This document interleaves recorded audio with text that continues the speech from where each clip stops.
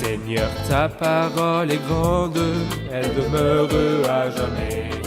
Ta parole est infaillible, rien ne peut la supprimer. Bienvenue, chers spectateurs, ainsi qu'à tous nos spectateurs partout dans le monde, dans un nouvel épisode de notre émission d'études quotidiennes Toute la Bible. Nous sommes arrivés dans notre étude du livre des psaumes, précisément aux psaumes 123, 124 et 125 du groupe des psaumes intitulé Les psaumes des montées. Permettez-moi au début de l'épisode d'accueillir mon invité, le serviteur du Seigneur qui m'honore au studio, Frère Youssef Riyad. Bienvenue, Frère Youssef. Merci, Frère Riyad. J'accueille aussi le public avec nous, soyez les bienvenus. Frère Youssef, le psaume 123. Nous voudrions votre commentaire là-dessus, ou s'il y a une idée de base, partagez-la avec nous. Eh bien, la belle idée de ce psaume nous parle des yeux qui espèrent les miséricordes du Seigneur.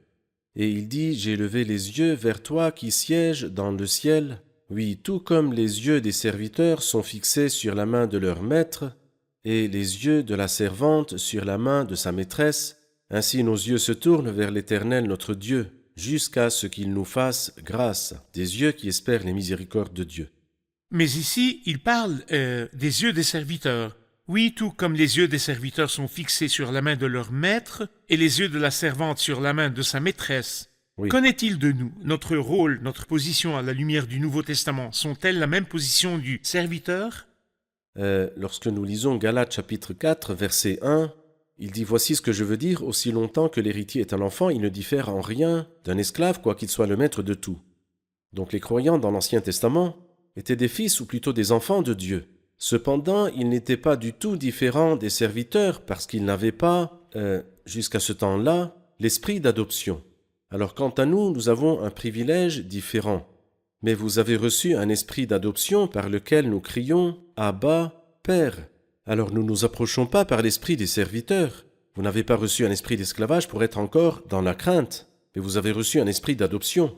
Alors donc nous nous approchons de Dieu comme un fils qui se tourne vers son Père. Et c'est pourquoi, bien sûr, à la lumière du Nouveau Testament, la situation est complètement différente. Et comme je vous l'ai dit tout à l'heure, le verset clé qui décode cette différence est Galates chapitre 4, verset 1. « Aussi longtemps que l'héritier est un enfant, il ne diffère en rien d'un esclave, quoi qu'il soit le maître de tout. » Et aussi dans Romains 8, Paul dit « Vous n'avez pas reçu un esprit d'esclavage, mais vous avez reçu un esprit d'adoption par lequel nous crions « Abba, Père ».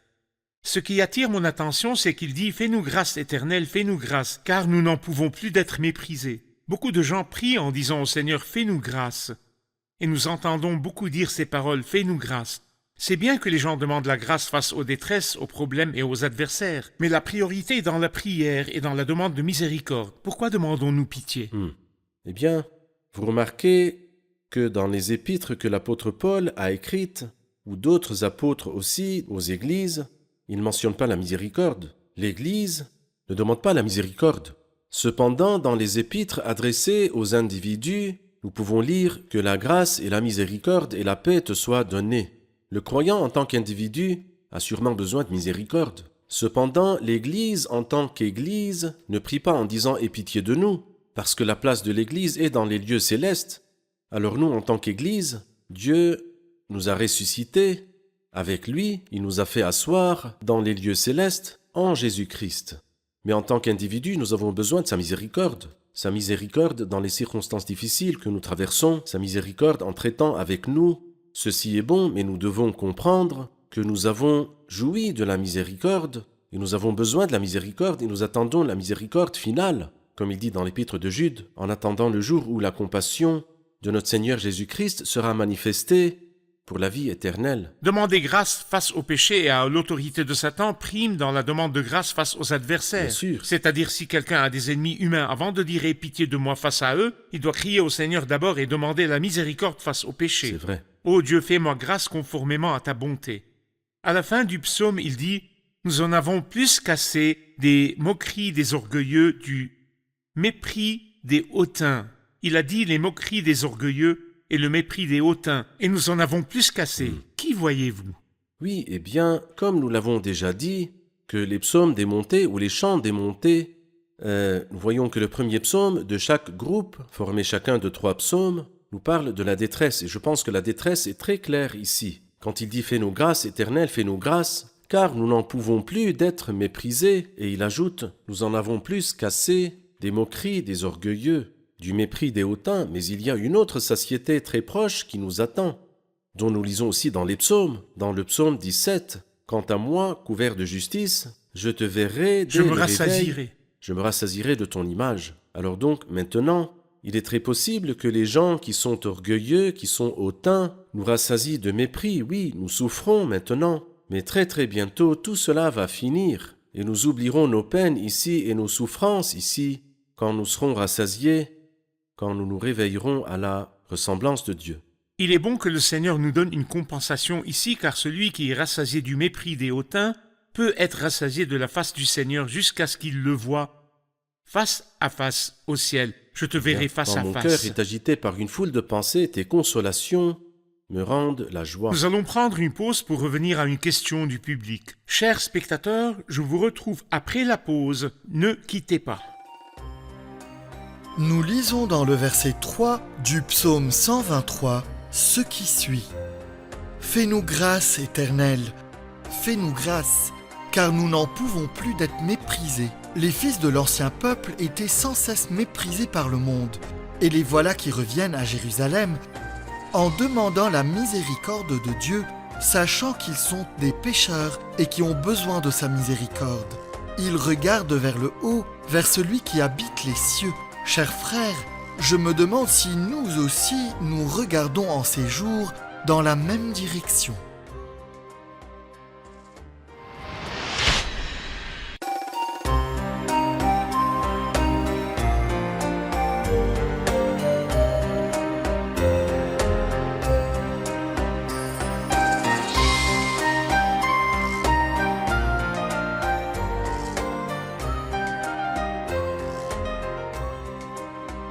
Nous sommes de retour, chers spectateurs, pour poursuivre notre étude des psaumes 124 et 125 et nous avons une question du public.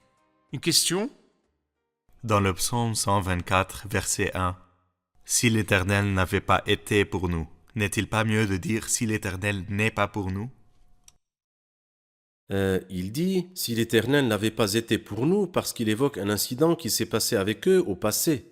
Si l'Éternel n'avait pas été pour nous lorsque des hommes sont venus nous attaquer, alors il nous aurait engloutis vivants. Il dit cela dans le passé. Et il dit, oui, l'eau nous aurait emportés, les torrents nous auraient submergés. Et ensuite, il dit, bénis l'Éternel qui ne nous a pas livrés en pâture à leurs dents. Donc ici, il mentionne une expérience vécue par cette nation.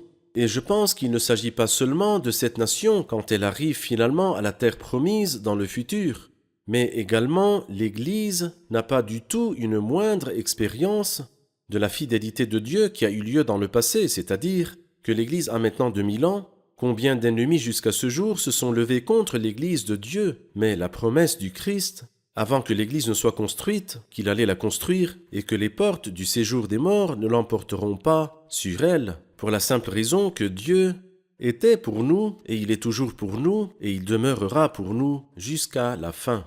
Le verset 7 dit « Nous nous sommes échappés comme l'oiseau du piège des oiseleurs, le filet s'est rompu et nous nous sommes échappés. Notre secours est dans le nom de l'Éternel qui a fait le ciel et la terre. » Que veut dire les oiseleurs, frère Youssef?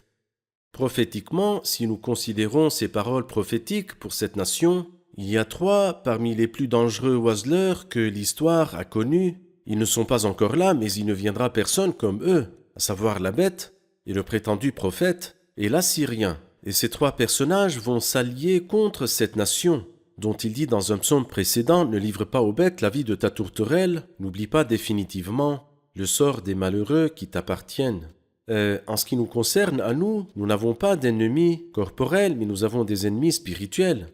Et je pense que nos convoitises sont les ennemis qui nous fatiguent le plus, nos convoitises intérieures. Et c'est pourquoi, lorsque le Seigneur nous délivre, nous pouvons alors dire ces paroles du psaume 124, « Nous nous sommes échappés comme l'oiseau du piège des oiseleurs. » Mais nous sommes capables aussi d'y voir Satan, d'y voir le péché dans lequel nous étions. Il y a un beau cantique dont les paroles sont dans le même sens. « Seigneur, tu m'as cherché et tu m'as trouvé là-bas dans la perdition. comme un oiseau dans un filet, je ne te vois pas. Alors tu as immédiatement cassé le piège après que tes mains aient saigné. Qui d'autre que toi? Donc le croyant, avant qu'il ne connaisse le Christ, était très pauvre comme l'oiseau dans le piège. Mais Dieu merci, le piège s'est cassé et nous nous sommes échappés. Nos âmes se sont échappées, nous nous sommes échappés comme l'oiseau du piège des oiseleurs. Le Christ a cassé le piège, mais après que ses mains aient saigné. Vous avez mentionné les ennemis oiseleurs prophétiquement. Oui. La bête, le prétendu prophète et l'Assyrien, qui seront contre la nation dans le futur. Oui, Et dans le temps présent, il y a une guerre spirituelle contre les croyants, C'est vrai. représentée par le corps et le monde, Et Satan. le système du monde et Satan. très bien, Mais parfois Satan fait bouger des ennemis visibles devant nous. tout à fait. Il fait bouger des groupes de terroristes contre nous, il fait bouger des agresseurs. Ces ennemis se dirigent vers nous, voulant vraiment nous Tout à engloutir. fait. Il dit ici, nous nous sommes échappés comme l'oiseau du piège des oiseleurs. Je voudrais votre encouragement pour chacun des fils de Dieu qui sentent que les gens vont les engloutir, qui sentent que les gens vont vraiment les détruire. Le méchant fait bouger ses dents, il veut engloutir le croyant, il veut le manger. Que leur dites-vous? Je leur dis les mêmes premières paroles de ce psaume. Si l'Éternel n'avait pas été pour nous, qu'Israël le dise, si l'Éternel n'avait pas été pour nous, lorsque des hommes sont venus nous attaquer, alors ils nous auraient engloutis vivants. Il n'y a rien de nouveau pour le christianisme à souffrir des méchants et à être persécuté par les méchants. Mais le Seigneur les a-t-il délaissés? Au contraire, parce que l'époque de l'Église dans les temps des martyrs et de la persécution est beaucoup plus lumineux et brillant de son époque à l'heure de la prospérité. Aujourd'hui, regardez, les pays qui ont des conditions difficiles, et par ailleurs les pays de l'Europe et de l'Amérique qui sont prospères. Dans lequel le christianisme est-il plus brillant et plus lumineux? Est-ce l'Ouest qui est prospère, ou bien les pays qui ont des pressions et des guerres et des désastres, qui nous rapprochent davantage de Dieu? Et c'est pourquoi le psaume qui va suivre nous parlera de la façon dont le Seigneur entoure son peuple, et cela rassure complètement le croyant. Parfait. Merci. Nous passons au psaume 125. Et j'aimerais en lire quelques versets. Chant des montées. Ceux qui se confient en l'Éternel sont comme le mont Sion. Il est inébranlable. Il demeure pour toujours. Pareil aux montagnes qui entourent Jérusalem, l'Éternel entoure son peuple dès maintenant et pour toujours. Un pouvoir méchant ne pèsera pas sur la part des justes, afin qu'ils ne tentent pas les mains vers le mal. Éternel, montre-toi bon pour les hommes bons, pour ceux dont le cœur est droit. Mais ceux qui s'engagent dans des voies tortueuses, que l'Éternel les détruise avec ceux qui font le mal, que la paix soit sur Israël. Quel est le sujet de ce psaume, frère Youssef? Nous le comprenons du premier verset, ceux qui se confient en l'Éternel. Alors donc le sujet de ce psaume est se confier en l'Éternel. En fait, il n'y a pas de promesses plus nombreuses dans la Bible sainte que celles pour ceux qui se confient dans le Seigneur. Prenons par exemple Ésaïe 26, quand il dit à celui qui est ferme dans ses intentions, tu assures une paix profonde. Alors ce n'est pas n'importe quelle paix, n'est-ce pas? Une paix profonde, parce qu'il se confie en toi. Confie-toi dans le Seigneur, et le résultat sera que tu seras dans une paix. Tu seras dans une paix profonde, parce que justement tu t'es confié en l'Éternel. Combien de psaumes commencent par « Je me confie en l'Éternel » ?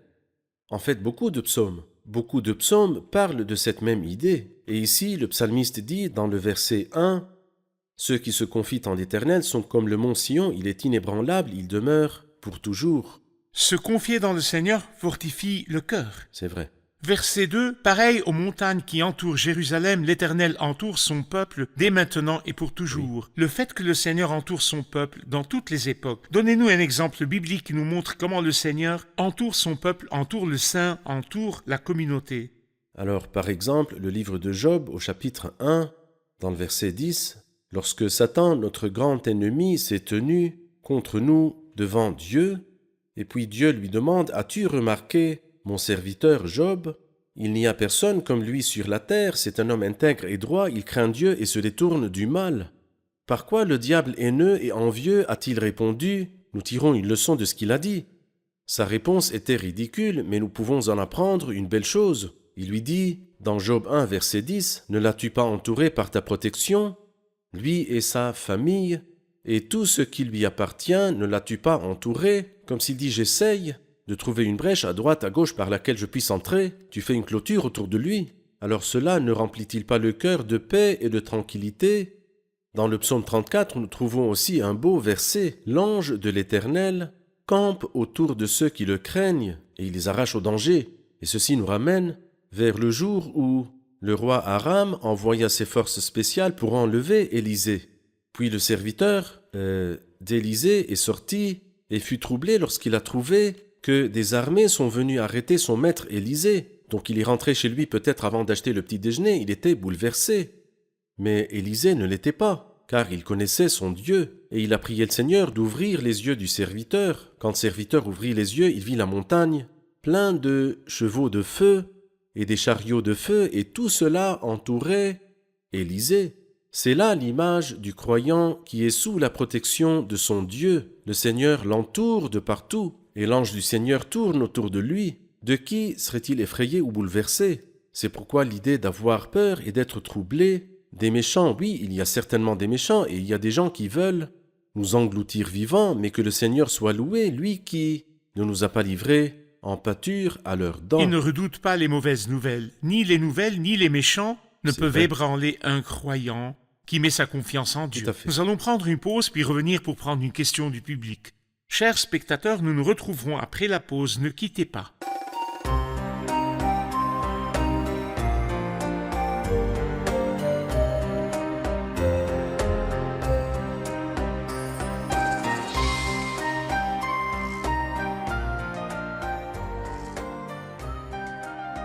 Nous sommes de retour, chers spectateurs, pour poursuivre notre étude et en ce moment, nous écoutons une question du public. J'ai une question pour le verset 3. Un pouvoir méchant ne pèsera pas sur la part des justes afin qu'ils ne tendent pas les mains vers le mal. Pourriez-vous expliquer cela? Pourriez-vous nous expliquer ce verset, frère Youssef?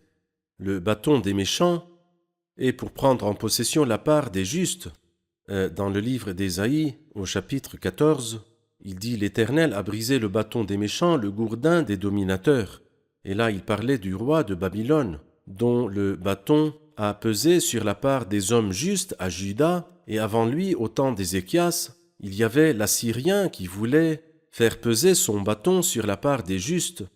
Mais nous pouvons le considérer comme un principe général, que le Seigneur ne permettra pas aux méchants de faire peser leur bâton et de prendre possession de la part des justes. Je me rappelle d'un frère qui est maintenant au ciel depuis beaucoup d'années. À chaque fois que nous allions en réunion ensemble, il disait cette prière « Seigneur, ne permets pas que le bâton des méchants pèse sur la part des justes afin que les justes ne tendent pas les mains vers le mal. » C'est-à-dire lorsque le croyant est maltraité, il peut tomber dans l'erreur. Et alors il priait pour que cela n'arrive pas. Leur Seigneur réduit à néant les conseils des méchants et ne permet pas du tout que leur pouvoir pèse sur la part des justes, afin que les justes ne tendent pas les mains vers le mal, sentir la faiblesse du croyant.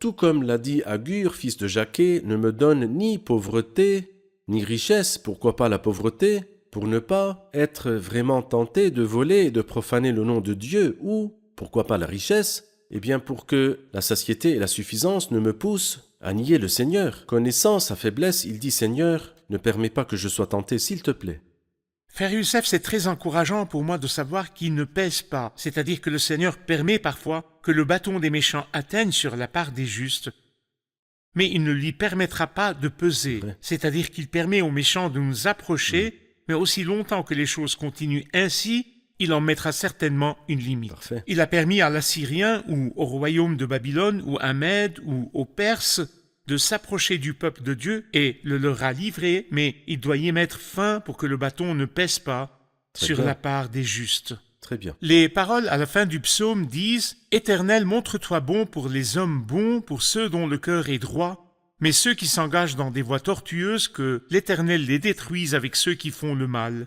Que la paix soit sur Israël. » La paix finale qui est liée à la paix d'Israël, est-elle uniquement liée au peuple d'Israël ou est-elle une extension à ceux qui sont à l'image de l'Israël spirituel? Donnez-nous une idée. Oui, eh bien sûr, la paix commencera par cette nation, car toutes les bénédictions du monde doivent forcément passer à travers cette nation. Lorsqu'ils ont refusé le Messie, le monde entier est entré dans les ténèbres, et la lumière ne viendra pas et le soleil de justice ne brillera pas jusqu'à ce qu'ils deviennent le peuple mandaté au jour de la puissance de Dieu. C'est dans le futur. Oui, c'est dans le futur, mais je voudrais attirer l'attention sur ceux qui s'engagent dans des voies tortueuses. Dans le verset 1, il parle du fait de se confier en l'Éternel, et c'est ce qui rend l'homme inébranlable, et c'est très bien. Mais est-il suffisant de se confier en Dieu et de suivre n'importe quel chemin? Non, le chemin doit être droit, et c'est pourquoi il dit « Mais ceux qui s'engagent dans des voies tortueuses, que l'Éternel les détruise avec ceux qui font le mal, nous ne nous engageons pas dans des voies tortueuses. Mais nous demandons au Seigneur pas seulement d'être avec nous, mais que nous soyons inébranlables, mais que le chemin que nous prenons soit vraiment un chemin droit et juste. Autrement, le Seigneur nous détruira avec ceux qui font le mal. Et ceci nous mène à la paix, ça nous mène à la paix lorsque nous marchons sur un chemin droit. Et quand nous marchons sur un chemin droit, nous prouvons qu'il n'y a pas de tromperie en nous. C'est vrai. Pas de tromperie en nous, c'est-à-dire dans la bonne condition que le Seigneur aime et dans laquelle il trouve son repos, et nous trouverons la paix. C'est pourquoi il dit à la fin « paix Sur Israël. sur Israël ». Que Dieu vous bénisse, nous sommes à la fin de l'épisode, et nous allons revoir l'épisode avec nos invités. Qu'avons-nous appris de l'épisode d'aujourd'hui? Je prie le Seigneur qu'il me donne des yeux ouverts et confiants dans le Seigneur comme ceux qui étaient chez Élisée. Avant la foi, j'étais comme un oiseau dans le piège des oiseleurs. Mais Dieu merci, le piège s'est cassé et nous nous sommes échappés. Le psaume 123 dit ici « Comme les yeux des serviteurs ». Le peuple d'Israël était serviteur, mais nous avons reçu l'esprit d'adoption. Et nous crions « Abba Père », et cela me fait sentir la gratitude et l'action de grâce pour le Seigneur qui m'a mis dans un si haut rang. Il est important de se confier en Dieu, mais il est aussi important que nos chemins et nos sentiers soient droits devant lui. Merci, que Dieu vous bénisse. Merci, Frère Youssef, que Dieu vous bénisse. Chers spectateurs, les paroles du Seigneur sont encourageantes pour toi dans l'épisode d'aujourd'hui. Si l'Éternel n'avait pas été pour nous lorsque des hommes sont venus nous attaquer, il nous aurait engloutis vivants quand leur colère s'est enflammée contre nous. Oui, l'eau nous aurait emportés, les torrents nous auraient submergés. Si l'Éternel n'avait pas été pour nous, la chose la plus encourageante n'est pas que le Seigneur est avec nous, mais que le Seigneur est pour nous. Les gens pensent que le Seigneur est contre eux. Les gens pensent que le Seigneur se tient contre eux. Mais la révélation divine dit que Dieu est pour les croyants. Dieu est pour les saints. Dieu est pour chaque personne qui se confie en lui. Si tu es l'un des enfants de Dieu et que tu prends le Christ comme refuge pour toi, tu es un enfant de Dieu et Dieu est pour toi. Avec toutes ses puissances, il est pour toi. Avec toutes ses capacités, il est pour toi. Et si Dieu est pour nous, en notre faveur, à notre côté, qui sera contre nous? Et s'il n'est pas à nos côtés, que deviendrons-nous? Et sans son soutien pour nous, que serait notre condition? Nous remercions le Seigneur parce qu'il est plus stable que tout, plus stable que les présidents, plus stable que les lois, plus stable que les gouvernements, plus stable que les puissances qui entourent les gens pour les protéger. Il est le plus stable et ceux qui se confient en lui sont stables comme le mont Sion qui est inébranlable. Si tu veux que ton cœur soit stable, garde tes yeux sur le Seigneur et sache que le Seigneur est pour toi dans toutes ses puissances. Et s'il permet dans sa grâce, s'il permet dans sa sagesse que le bâton des méchants s'approche de nous, que les ennemis s'approchent de nous, que les adversaires entrent dans nos maisons et nos terres, s'il le permet, sachez qu'ils n'auront pas le dernier mot, car le bâton des méchants ne pèsera pas sur la part des justes. Un jour viendra où le Seigneur interviendra et changera les situations de nouveau et enlèvera le pouvoir aux mains des gens, car le pouvoir est dans les mains de Dieu pour toujours. Je vous retrouve dans le prochain épisode. Que le Seigneur vous bénisse.